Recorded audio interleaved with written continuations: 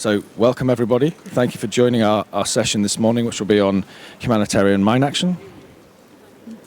You can hear? We're lucky to have with us a distinguished panel of senior representatives that will help us explore the interlinkages between humanitarian protection and economic social recovery of communities. And we'll be discussing the significant impact of mines and explosive ordnance on the people of Ukraine. We will seek to look at how these risks can be managed based on the strategic leadership provided by the government, emphasizing the significant challenges that the country is facing even as... Is it not working?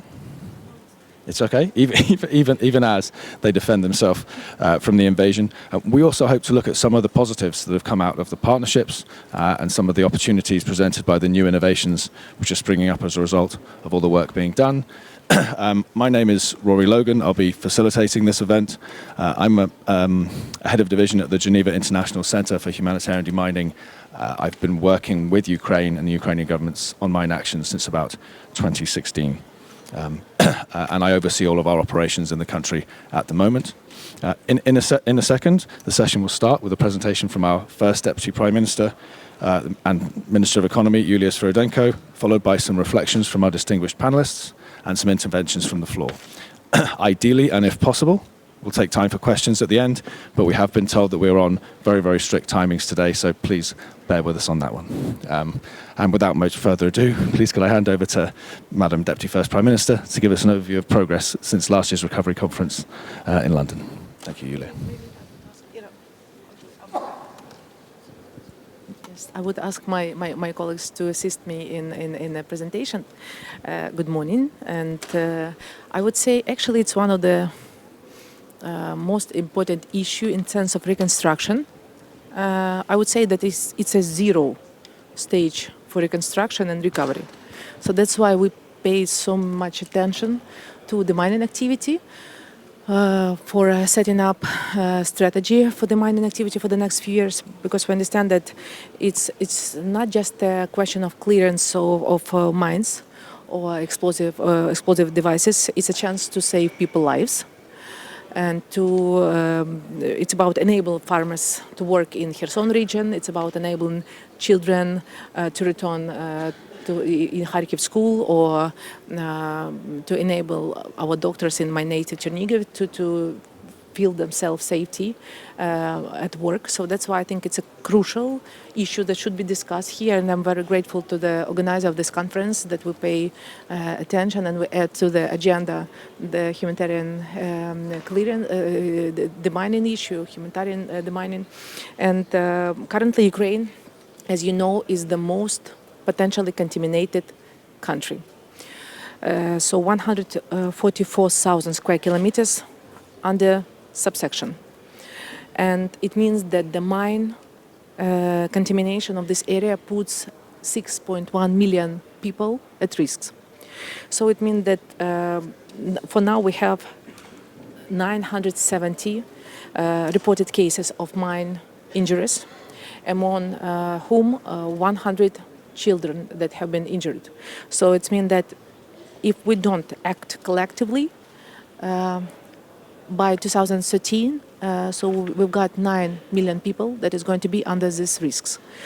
And according to the Tony Blair Institute that assist us in setting up strategy in providing the mining activity, landmines have resulted in annual GDP losses of $11 billion for Ukraine.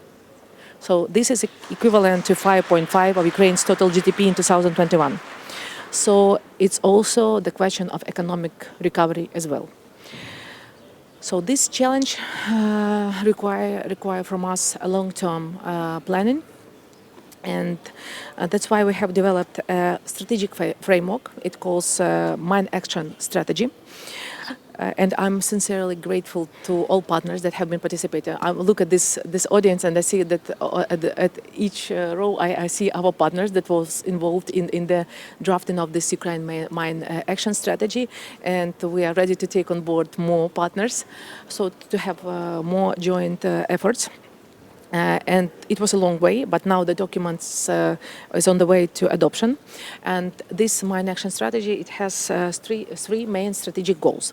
So the core is, of course, protect people and to restore safety in communities. It means mine risk education, provide social support and reintegration of the victim of explosive ordnance.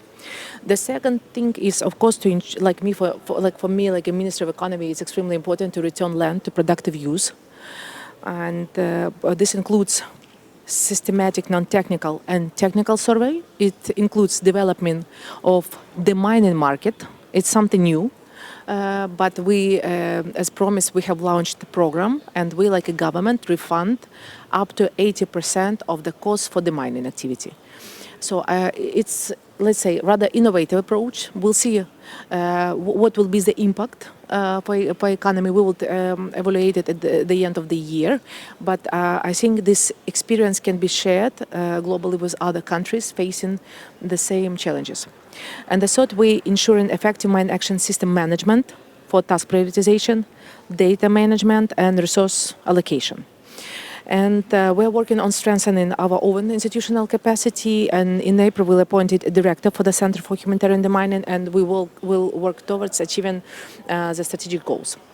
And I'm trying to be briefly, yes. As a strategy is a long-term vision for the next year. We have already been working on an implementation plan for the next 3 years. You might see it on the presentation, but we will ensure the protection of victim assistance.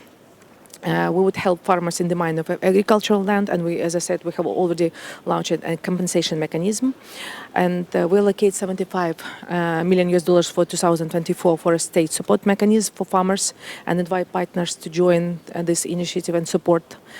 And of course, we need innovation in non-technical and technical survey, and we need innovation in finance too to ensure sustainable of mine action. And we work with international experts to develop a front-loading facility for mine actions that will benefit not just for Ukraine, but also other mine-affected countries. And of course, for it to succeed, we need donor champions to commit.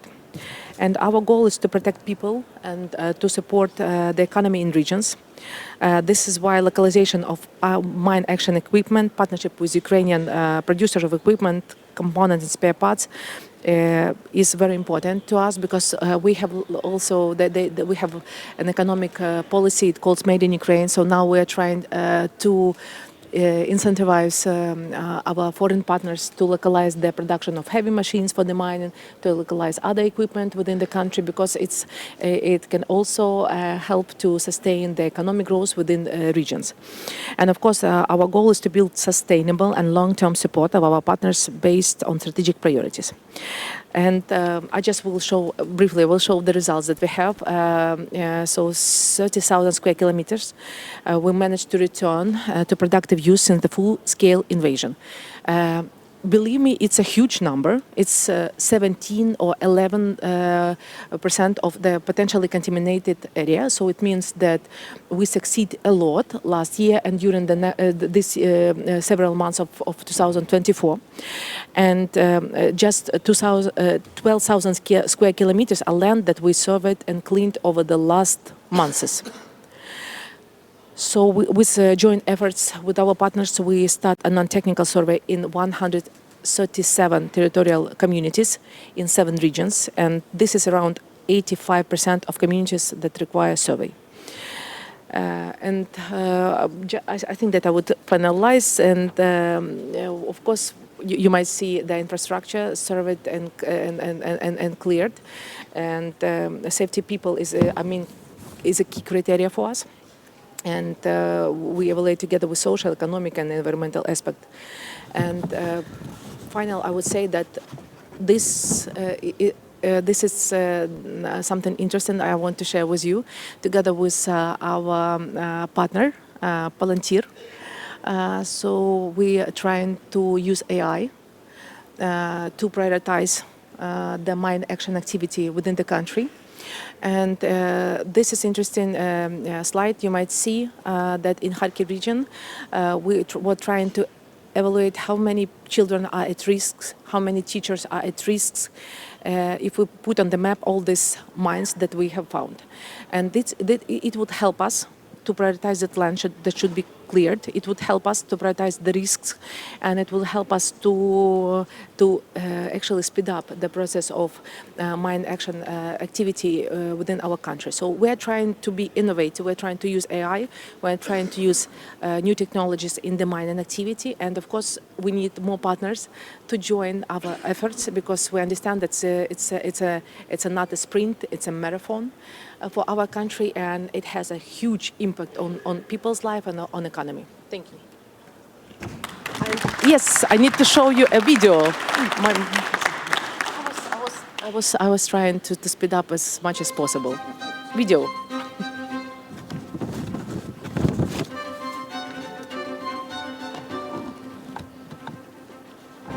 The mining of Ukraine is the biggest global challenge since World War II. But at the same time, the most significant progress in this field in the last century. In just 1 year, Ukraine developed its own heavy machine for demining, testing drones and remote land surveying technologies, analyses with AI satellite images and craters from shelling in the soil, implementing a unique data-driven tool for the efficient allocation of limited resources for demining. All this is for the safety of Ukrainians, the safety of Ukrainian fields, the safety of millions of people worldwide, because the grain harvested in Kharkiv this summer is the bread for counties of the global south in winter. Because every cleared inch of Ukrainian land today is an opportunity for millions of Ukrainians to carry on living in their native land tomorrow.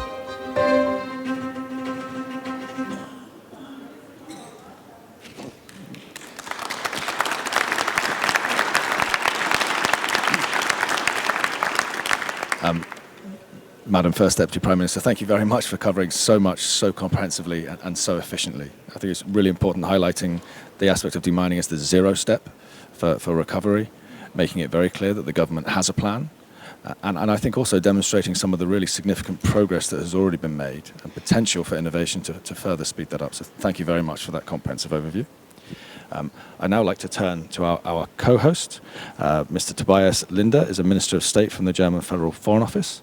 Now, Germany, as a long-standing partner in mine action and a partner that has stepped up its operations in recent years, perhaps you could give us an overview of what Germany is planning to do to continue to support Ukraine, with the Deputy Prime Minister's mentioned strategic objectives, and maybe what are the most pressing things and what are the things you're looking at from a more long-term perspective. Thank you, sir. Thank you so much, and thank you for having me, Minister, Excellencies, colleagues, partners, guests. It's an honor to be co-hosting this important panel today with our Ukrainian colleagues.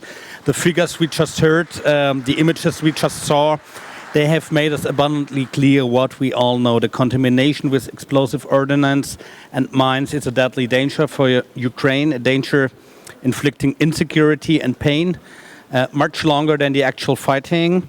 A danger so massive in scale we haven't seen before, if we are honest. Of two things I'm convinced. Firstly, that we can only confront this situation together, Ukraine and us, international partners, unified in our efforts by a national strategy and priorities based on humanitarian needs and recovery and reconstruction goals. And secondly, now's the time to act. Right now, we have the momentum to lay down the foundations for, and you mentioned it, a long-term impactful and sustainable humanitarian mine action in Ukraine. And how can we do that? And what will we, the German government, contribute to reaching the Ukrainian strategic goals for mine action just presented by the minister? So first of all, we need multi-annual financial support for humanitarian mine action from the international community, but also through private sector investments and innovative financing approaches. Germany has been supporting humanitarian mine action in Ukraine since 2016, increasing our engagement massively since February 2022. And today I am pleased to announce that for this year, for 2024, the German Federal Foreign Office will dedicate 20 million euro to humanitarian mine action in Ukraine.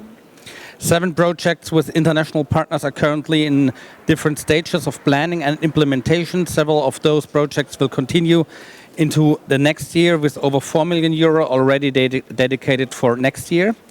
And over the last few months, our teams in Kiev and Berlin, they have started the process of identifying joint priorities and interests in the upcoming Ukrainian national strategy and the German strategy on humanitarian mine action. Together, we realized that mine victim assistance is among the aspects of mine action that have to be urgently addressed in Ukraine. However, it has received relatively low interest in the international fora so far.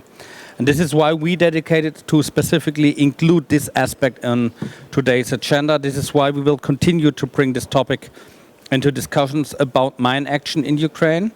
And this is why Germany has decided to dedicate €1 million out of this year's support specifically to a pilot project on mine victim assistance, while at the same committing at least 10% of our support to mine action in Ukraine in the next 2 years to come to victim assistance. Together with our partner, the Danish Refugee Council and Humanity and Inclusion, we aim at going beyond existing cash assistance, taking a holistic approach to victim assistance, providing services to mine victims from trauma care to physical rehabilitation and psychological support, and strengthening the capacity of local and community-based structures. That's the heart of the pilot project. Sustainable local and national structures are a key word here, because in the end, humanitarian assistance can and should never be the long-term solution, but a decisive step to strong and sustainable national ownership and capacity. And that leads me to my second point. We need to stop thinking in silos.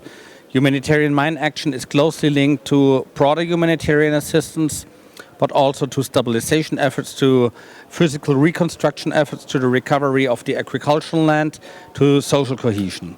The video we just saw couldn't have made it any clearer, to be honest. It is for this reason that humanitarian mine action is rightly addressed in this conference, as it was last year in London. It allows us to think about links to the broader recovery agenda in the human dimension and beyond. We want to become better as German government in creating and using the synergies between the different aspects of our support, and we call on all partners to do the same individually and as a community. And last but not least, coordination and cooperation are key for long-term success in and through mine action. Minister, you have just laid out very clearly the Ukrainian strategic approach, and we congratulate your government on the very important developments in coordination achieved over the last years and months. My country is a firm supporter of international coordination and cooperation based on the partnership approach among donors, with effective states and communities, and with implementing partners. Ukraine has become an example to follow for a nationally led coordination approach. We've been supporting coordination for mine action in Ukraine politically and financially over the last years, starting from our own G7 presidency and the first donor coordination workshop in Geneva to the second workshop a few weeks ago in Kiev. This will continue. We will continue this engagement and stand ready to support the next partner coordination workshop and other fora. So, ladies and gentlemen, I would like to end by reiterating our appreciation for all the work of our Ukrainian colleagues and friends, the international partners and mine action implementers. Together we can make a difference today and in the future. Thank you very much.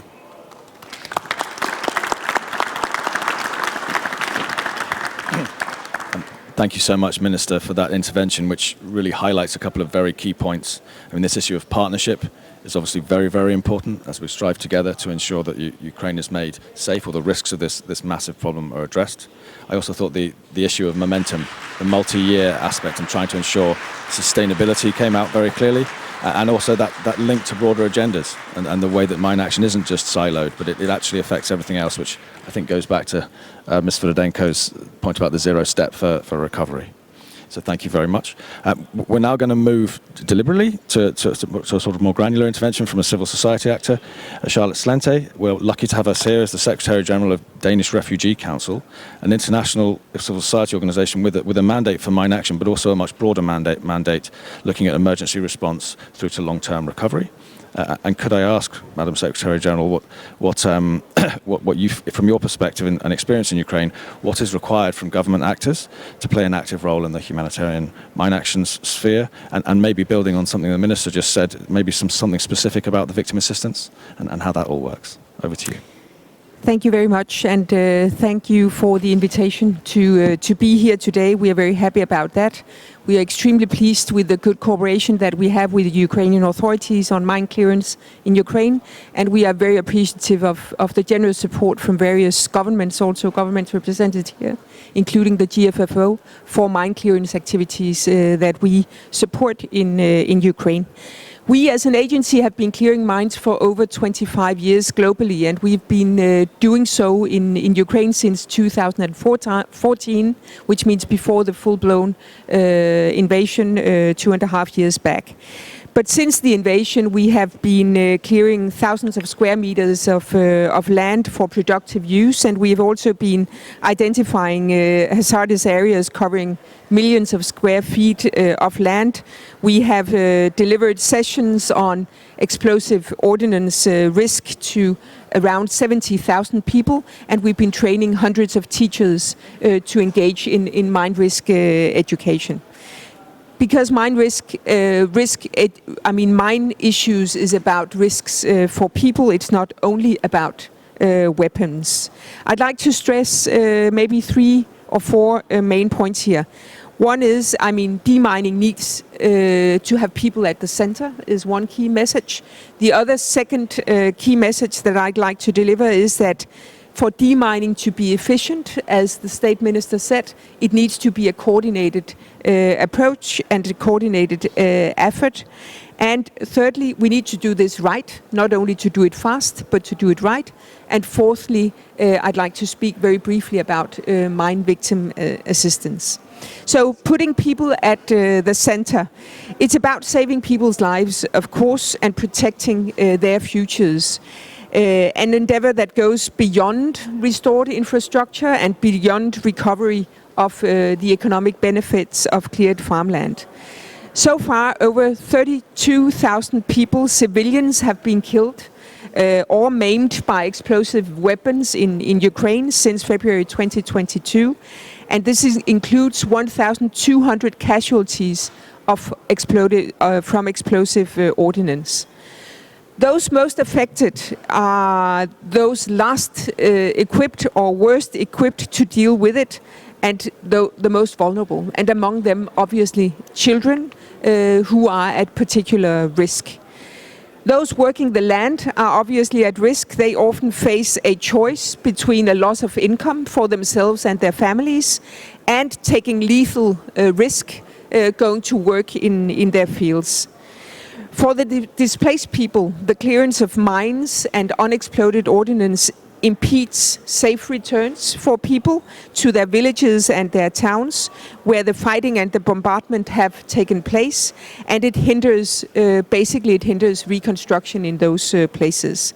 So without effective mine action, there is no safe return for people, and there is no feeling of safety for people.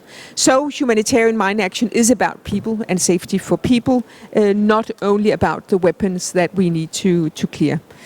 My second point on the need for coordinated efforts.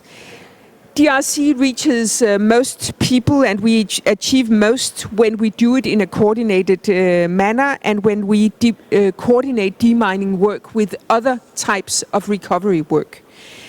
An example of that is communities in Ivankiv, north of Kiev, where we have cleared mines, but where we also gave economic recovery grants to farmers to rebuild their sheds and rebuy agricultural assets that they had lost. We refurbished schools that had been cleared of mines.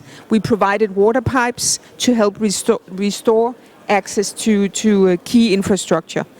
So mine action works best when it's integrated with other humanitarian work like this, because that allows actually displaced people to return and resume their economic activities, and it allows people who have not left the territory to resume their economic activities.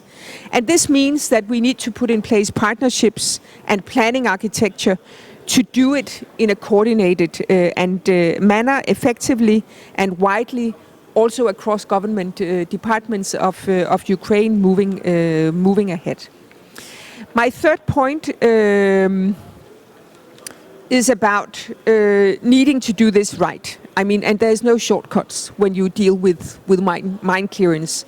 We need to do more, we need to do better, and we need to do faster than even before. That means building the capacity and fielding it faster. And Ukraine has actually built demining capacity at a record pace, I would say. But we need to do it right at every stage to be effective by working to set standards and working meticulously and accurately according to those standards. If we do inaccurate assessments, for example, whether they are over or under the actual contamination, that is, detrimental to our work, and poor clearance is a waste of resources and it's a waste of time. New technologies, as you also spoke to, Minister, can help here. We should firmly embrace new technologies and build partnerships to develop them. We are, as an agency, DRC is triangling drone-based sensors and AI for detection, for example. But we must do fast and we must do this well. We'll fail in the long term if we take shortcuts now on the clearance. And then lastly, and that's my last point, and it's the question regarding victim assistance that the State Minister also addressed. Victim assistance plays a crucial role because, as I already mentioned, this is about people. Victim assistance in Ukraine is at now under-resourced compared to other areas of humanitarian mine action, and the scale of the challenge is increasing as the conflict continues. The increase in casualty means that there are more people with complex injuries and permanent impairments that require much more specialized support than what is delivered today. Support for rehabilitation, support for mental health, but also support for merely replacing limbs that have been destroyed by the mines. Ukraine needs more technical expertise to deal with this increasing problem. So support to victims and survivors of explosive ordnance needs to be included in support to the clearance that we see. We as an agency, DRC, has taken first steps to help bring the victim assistance stakeholders, including the government of Ukraine, international donors, and Ukrainian civil society actors together in regular coordination roundtables in Ukraine. This, we believe, will help connect Ukraine's demining work with specialist support from medical services, from educators, from mental health and community-level support systems in a way that will be needed for long-term and also long-term after the conflict has ended and the demining is complete. So victim assistance, we see it as key to an integrated mine action response in Ukraine and to recovery of the individuals at community level as well. So my final remarks here is that humanitarian mine action is a prerequisite for a swift recovery of Ukraine. And with the support and commitment of its partners, we have an opportunity now to put in place a strong and effective mine action program with people at its center. This will enable Ukraine to address the problem in a matter of years and not decades or centuries. Thank you very much.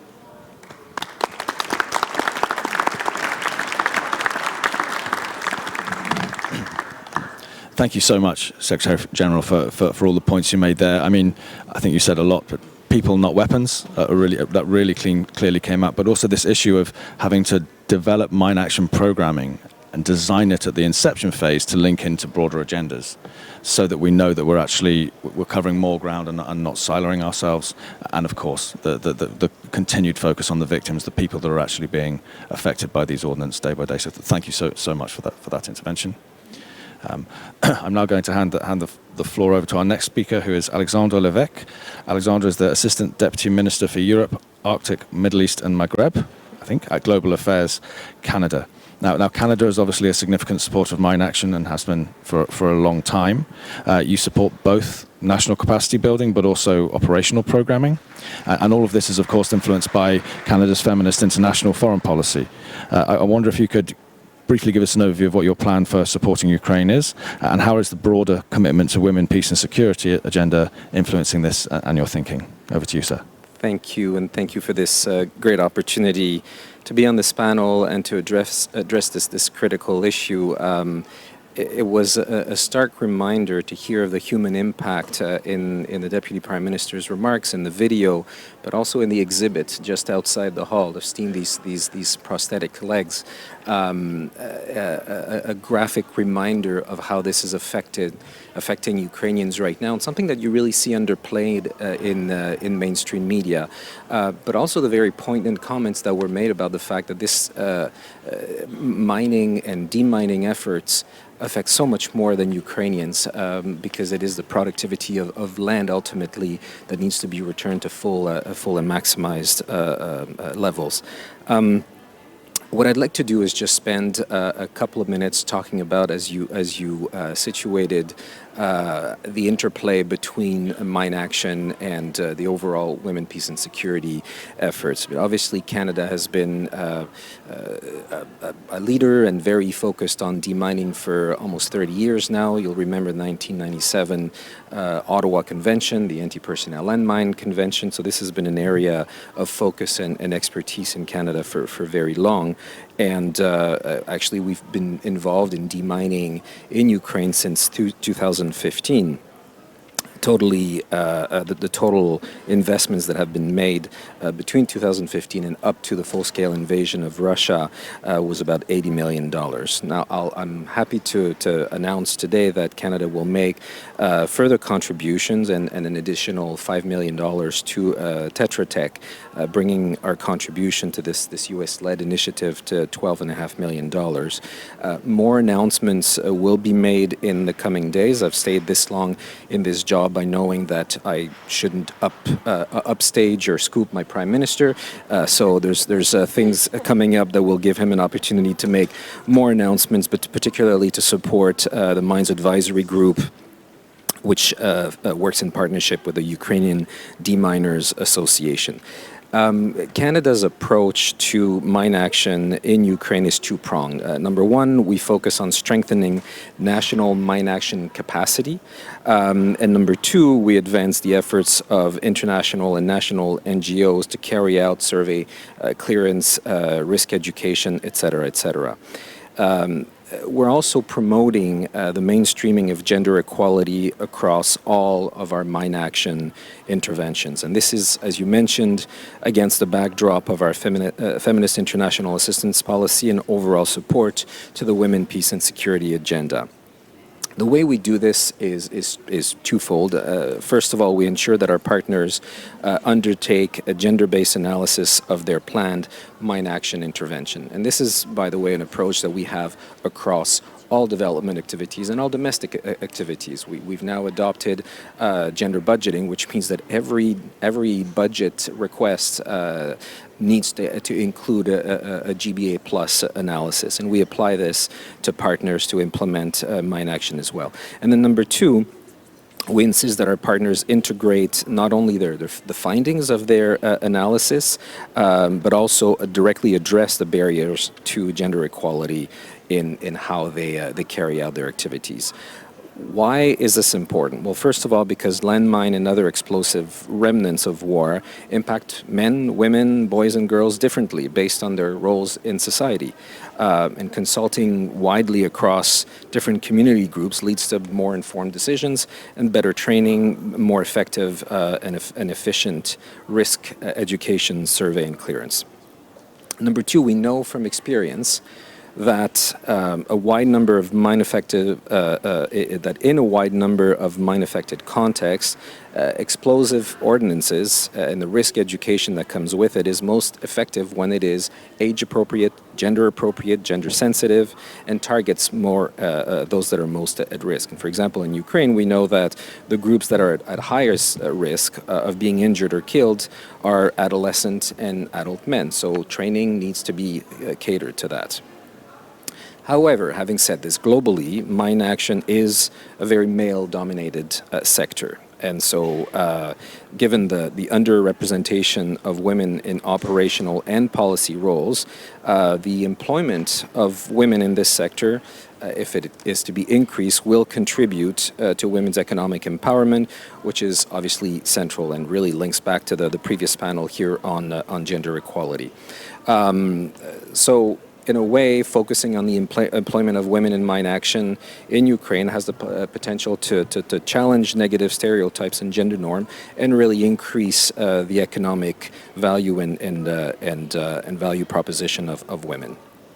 I want to give just a couple of examples of how some of the efforts being undertaken by some of our partners on the ground are reflected. First of all, the Halo Trust and the Mines Advisory Group, which I referred to earlier, are making a concerted effort to recruit from affected communities, tailor job advertisements toward women, and ensure that all hiring interviews are conducted by gender diverse and gender sensitive recruitment panels. The goal here is to improve the meaningful representation and participation of women, particularly in leadership and in decision-making positions. Second example, Halo introduced a childcare support stipend for working mothers and single fathers employed by the organization. Again, this is a common practice across the world to increase participation in labor market, particularly for women who have been carrying more of the burden of child raising. So, in addition to their monthly salary, and in recognition of the fact that child care provision and parental leave is more of a burden on women, this initiative provides additional revenue and support, particularly for women in this situation. And thirdly, to support the progression of women within their organization and increase the number of female staff among their senior management, our partners are also offering numerous training opportunities, and particularly, like I said, in decision making and in leadership position. I'll finish on the following thought, just to conclude with an obvious statement. Women in Ukraine face additional burdens because of the war. That's been well reflected and well documented.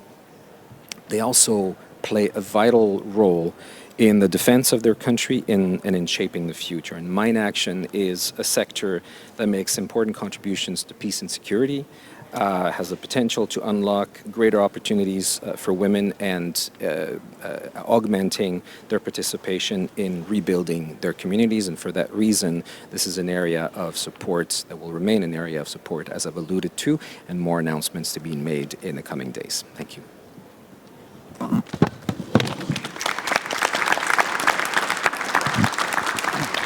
I mean, thank you very much for that intervention, Sarah. I think it was a really good overview of how Canada is contributing to mine action in Ukraine and more broadly. I mean, very good to hear that you're specifically taking on the important piece about women, peace and security, but also that you've actually highlighted some of the technical advantages and efficiencies that can be gained by actually thinking quite carefully about who your audience is and how different people are affected differently by these munitions. And of course, it's always good to hear that there are more resources already committed and will be coming, so thank you so much for highlighting that. I'm now going to hand over to our final speaker, Ambassador Danzi, Patricia Danzi, who's the Director General of the Swiss Development Cooperation. My question to you, Madam, is how does this panel's reflection on human capital resonate with the Swiss humanitarian tradition? And given that mine action is now such a high priority for Switzerland, with a package of over 100 million euros dedicated until 2027, what priorities are you setting to determine your interventions over the next few years? Thank you. Over to you. Thank you very much. Thank you for the opportunity. I can actually agree on many things that have been said, and many of the things that have my previous speakers underlined are also in the priorities that Switzerland has set with the coordination and cooperation in Ukraine and with Ukraine. So maybe one point that is missing, I haven't heard so much of, is when we have to talk about humanitarian demining as such, at least as far as landmines are concerned, we have actually failed as an international community, because we have failed to protect the civilian population. We have failed to have respected international humanitarian law, and we have also failed that the adherence to the Treaty of Ottawa. I'm unfortunately old enough to remember it. Was a treaty to ban landmines, and many of the countries sitting here and also represented here have signed that treaty. Also, Ukraine has, Russia hasn't. So we will have to first also make sure that what we have all signed up for is respected, and maybe that was an element that was a bit missing, and that I would like to introduce also to that panel. When we are there, what I liked and what Switzerland also stands for is that we put the human in the center. You mentioned the 6.1 million Ukrainians that are now at risk of being injured by mines and unexploded ordnance. We definitely believe, as Charlotte also highlighted, the holistic approach to it. It's a prevention approach, rehabilitation, hard and soft components have to be married intelligently so that it makes sense for the people and for the Ukrainian government. We also have, and I would like to underline this as well, the environmental aspect of it. We had the Kakova Dam. That burst. Many of the mines and unexploded ordnances floated away into land that no one knows exactly where it is, and these are issues that will impact many of the Ukrainians in the future, and also in the recovery, reconstruction, and the environmental damage for Ukraine is very big and has to be taken care of as well. When we talk about the economy, it's important to have the big agro-business going on to produce, to export, but we must not forget the small farmers that have just their gardens, the single-headed households, the mothers that plow the fields, and they also have to deal with the remnants of what is happening right now. We stand for international, local, in a joint programming. And so Switzerland has also, of course, the Geneva International Center for Humanitarian Demining, which our skilled moderator is a member of, and we have also organizations that do the demining, and we work together with them, and international partners like yourself, WFP, FAO, UNDP and others with Ukraine and in Ukraine. And the local authorities, CESU, for example, has received support from Switzerland and is also doing such a great job. Without it, many of the efforts that you have shown us were not possible at all. Important, long-term. You mentioned it all, the long-term commitment of partners, important for Ukraine and for Ukrainians. Switzerland has an advantage there. We have been working in Ukraine since over 30 years. We know many of the authorities, also local authorities, that have to take tough decisions these days as well. We have foreseen 5 billion euros over the next 12 years to support Ukraine, not in the military field because we are Switzerland, but in all the other sectors. That includes mine action. The 100 million for the next 4 years in mine action is also underpinning an effort. The road to Berlin goes on, as the State Minister said. It will lead us to Lausanne. So take out your agenda for the 17th and 18th of October. We will be in Lausanne discussing mine action in a very holistic way, soft and hard skills, soft and hard components, in also the spirit of the Lugano principles, that is inclusion. Thank you very much.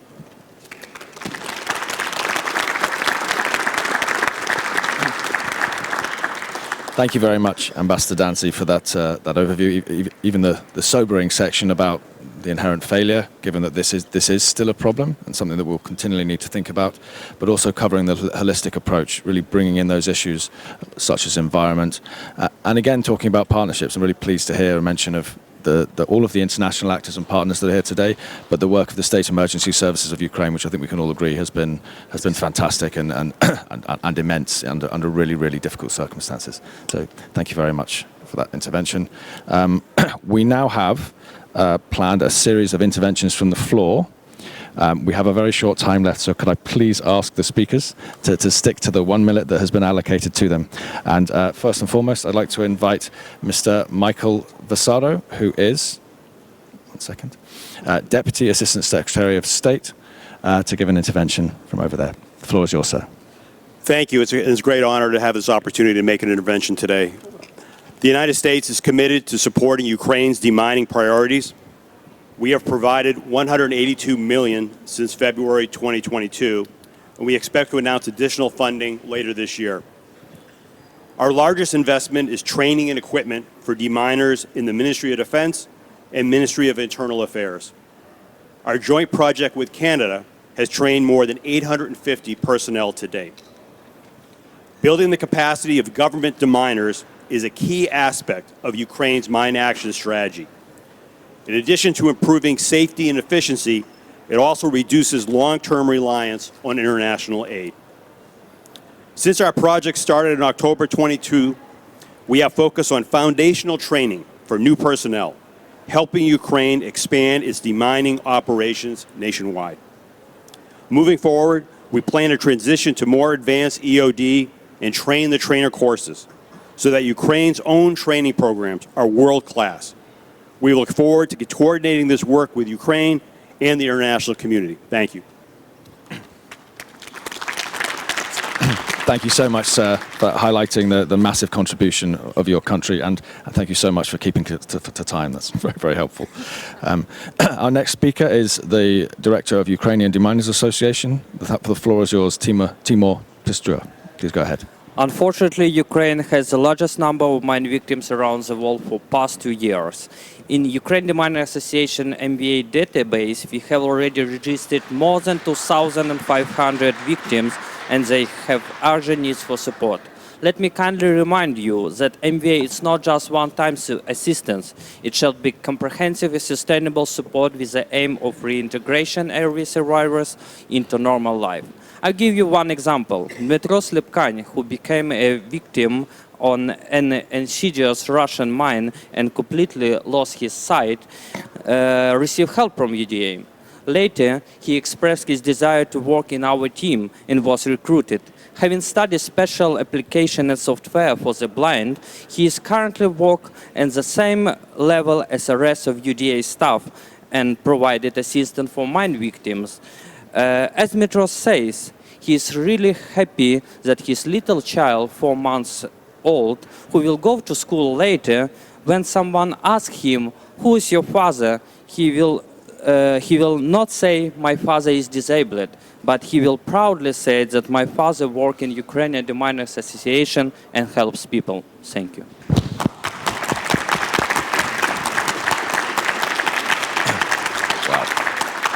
Wow. Timur, thank you so much for that. It's great to hear those stories and great to continue working with you and your teams in Ukraine. Our next speaker is the Director General for the Swedish International Development Cooperation Agency, Mr. Jacob Granit. The floor is yours, sir. Thank you. Thank you, Mr. Moderator. Let me first of all just thank the Deputy Prime Minister for the intervention on the mining action strategy. It provides really a forum for coordination, which we have heard so much about.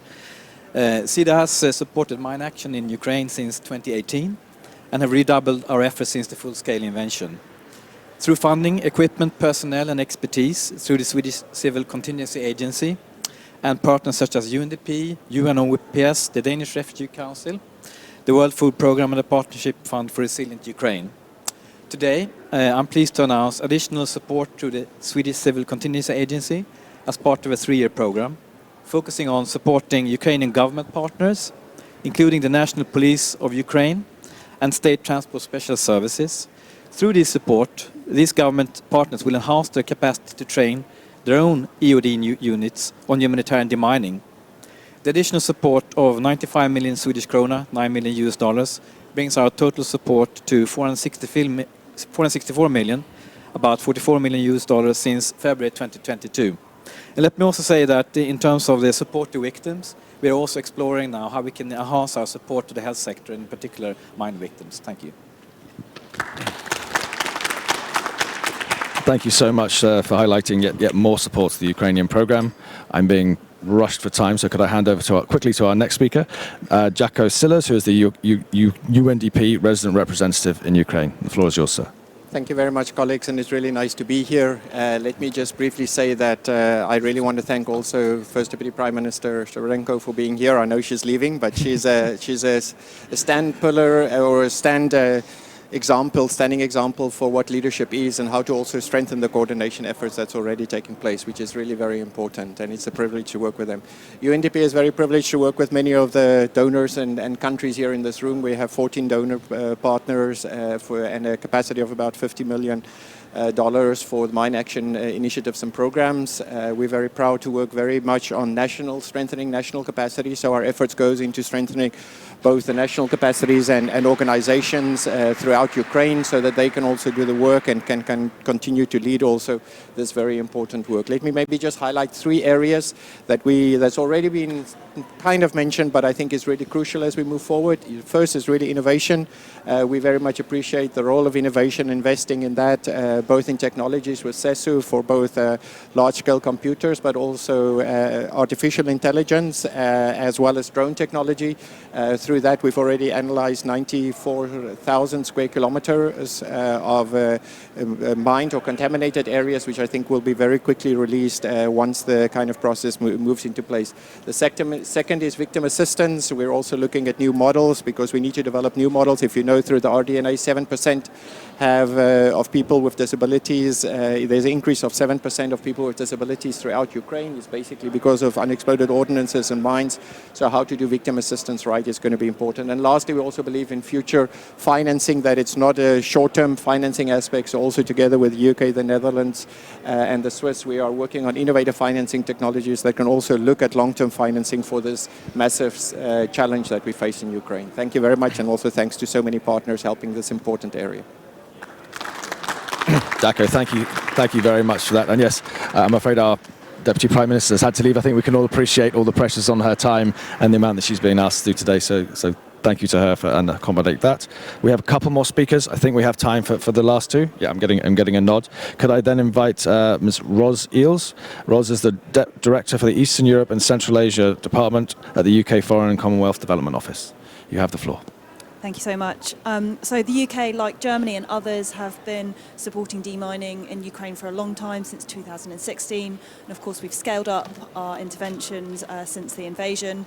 We see demining as a vital enabler, very much echoing Deputy Prime Minister's views as a zero step for inclusive recovery across Ukraine. Very much welcome the forthcoming national strategy, and important as donors that we get behind that through sustained commitment and by leveraging additional funding through the application of innovative financing mechanisms and working with UNDP and others on that. I think we recognise that recruitment and retention is a challenge during this conflict, and very much echo Alexandra's words on the importance of recruiting female staff into operational and non-operational roles, and increasingly leadership roles as well, which is very important. And finally, applaud the efforts of operators to recruit veterans. The UK supporting Halo's work in Ukraine, who are in turn working with veterans organisations, Superhumans and Unbroken. Thank you so much. Thank you so much for that intervention. I think we had one final speaker who was en route. They are here, so please can I give the floor to Juha Avinin, who's the head of the Unit Neighbourhood, Middle East, Southwest and Central Asia Department at ECHO. The floor is yours, sir. Thank you very much, Chair. I would like to once again highlight the impressive progress that our Ukrainian partners are making in their demining effort. In less than a year, Ukraine has been able to assess and remove a territory 3 times the size of Lebanon of land suspected of contamination. This is now ready for safe, productive use again. This progress is also a testimony to the success that can be achieved when the different stakeholders within Ukraine and the international partners come together to rally behind one common goal. To maximize the impact of support, it also remains crucial to ensure the availability of effective mine action operators through finding the best way to deal with accreditation and explosives management. Sustained and predictable international support is essential. The EU, together with its member states, will continue to stand by Ukraine in face of this important challenge. The EU will pursue its humanitarian and emergency funding, as well as in-kind assistance through the EU Civil Protection Mechanism. We will continue to support our Ukrainian partners on innovative approaches to mine action, and we will also continue exploring options for Team Europe approaches and cooperation with the European financial institutions. Thank you very much.